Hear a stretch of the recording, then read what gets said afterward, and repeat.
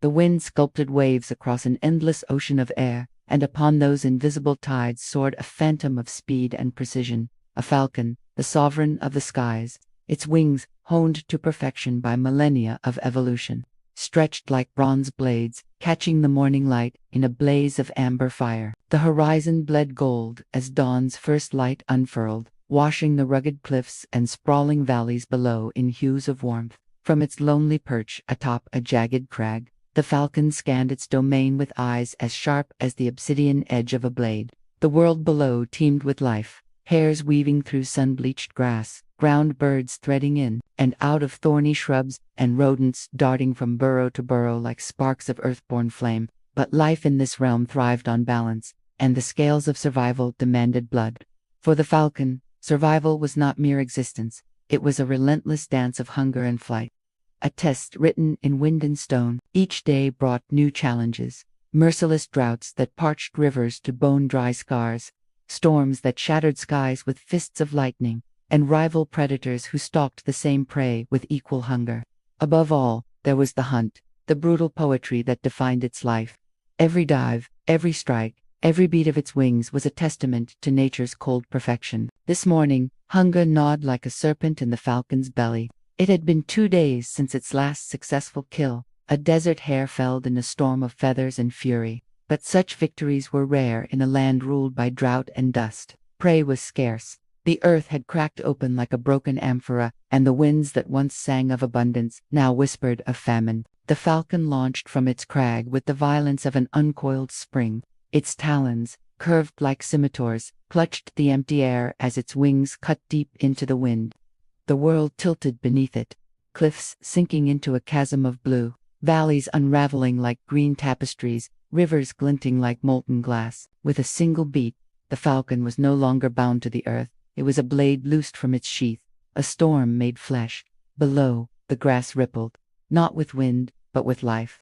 A rabbit, lean and sinewed, darted from its burrow, nose twitching, ears erect like banners of alarm. The falcon saw, and the falcon fell. Gravity clutched it in iron fists. But it was no prisoner. It was a weapon. The stoop began, a plunge from the heavens, a descent at speeds that defied bone and breath. Air shrieked across its feathers, and the earth surged upward in a blur of green and gold. But the rabbit had felt the shadow of doom and bolted, zigzagging with desperate cunning. The falcon struck earth with empty talons, a dagger without a sheath. Dust exploded. The rabbit vanished into a thorn maze, leaving only the whisper of panic in its wake. Hunger tightened its grip. The falcon climbed again, talons curling, wings carving arcs of fury through the sky. It would try again. It must. The day burned on like a furnace. Heat shimmered across the valley, twisting the horizon into liquid mirages. Rodents retreated into the sanctuary of their burrows. Birds hugged the shadows of sparse acacia trees.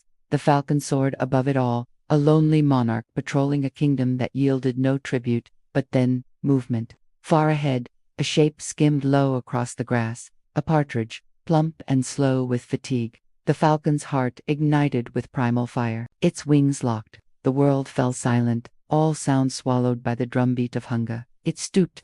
The dive was swifter, deadlier this time. Air cracked like a whip as it ripped through the sky. The partridge flared its wings, panicked, beating against the prison of fate.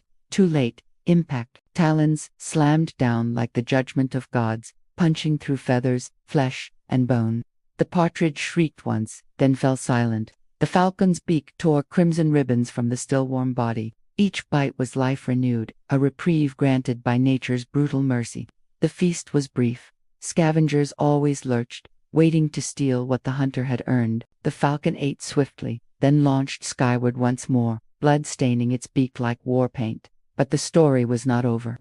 By dusk, a storm crawled across the horizon, a black leviathan stitched with veins of lightning.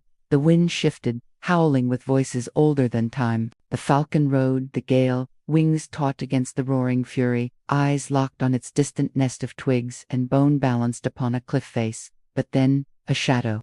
Another falcon, a rival male, drawn by hunger and territory. Their eyes met, flares of molten gold locking across a chasm of sky. The air tensed like a drawn bow. Then they struck. Wings clashed with a sound like ripping cloth. Talons flashed, scoring blood from feathers. They spiraled in a vortex of rage, each trying to tear the other from the sky. The storm swallowed them whole, thunder detonating, rain slashing like knives. At last, the rival falcon broke, tumbling into the storm's jaws. The victor, our falcon, climbed higher, battered, bloodied, but unbroken. The final trial came with dawn. Hunger, deeper now after the storm, clawed at its insides. The falcon scanned the earth and saw a hare, swift and sleek, a prize worthy of kings. The chase began. The hare bolted, threading through rocks and shadows. The falcon stooped, wind screaming past its ears, body a living spear. Every muscle burned, every nerve sang. The world blurred into streaks of gold and green. Closer, closer, impact, silence. The falcon stood over its kill, chest heaving, wings mantled like a cloak of bronze. The hunt was done. The sky had its guardian, and the wild had its king. In the vast cathedral of the heavens, the falcon lifted its head and screamed, a cry that split the dawn, echoing across valleys and rivers. A hymn to survival, to hunger, to life eternal. This was not the end. It was the beginning.